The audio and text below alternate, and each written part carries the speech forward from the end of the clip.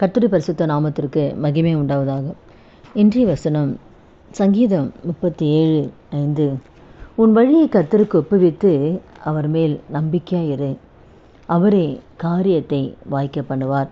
இதனால் கூட இந்த வார்த்தை கேட்குற ஒவ்வொருத்தர் வாழ்க்கையிலையும் நாம் என்ன செய்யணும், நம்முடைய வழிகளை, நம்முடைய பிரச்சனைகள் எதுவாக இருந்தாலும் அவனுடைய கரத்தில் ஒப்படைச்சிடணும். அவனுடைய கரத்தில் ஒப்படைச்சிட்டு நம்ம நம்பிக்கையாக இருக்கணும்.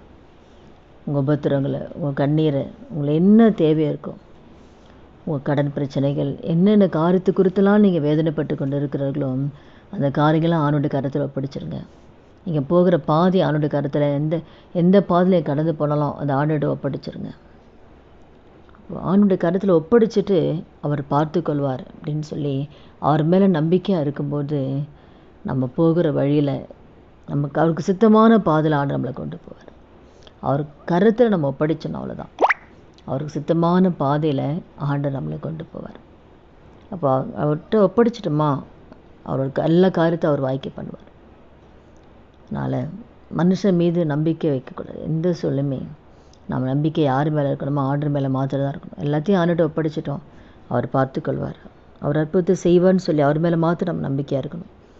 யோபுல கூட பார்க்கும்போது, நான் போகும் வழியை அவர் அறிவார், அவர் என்னை சோதித்த பின் நான் பொன்னாக விளங்குவேன்னு சொல்லி யோபு சொல்வார். அப்போ சோதனை மத்தியில், பாடுகள் மத்தியில் போகும்பொழுது கூட நான் எந்த பாதையில் போனேன் அவருக்கு தெரியும். அப்போ அவர் போகிற வழியை ஆண்டுகிட்ட ஒப்படைச்சிட்டார்.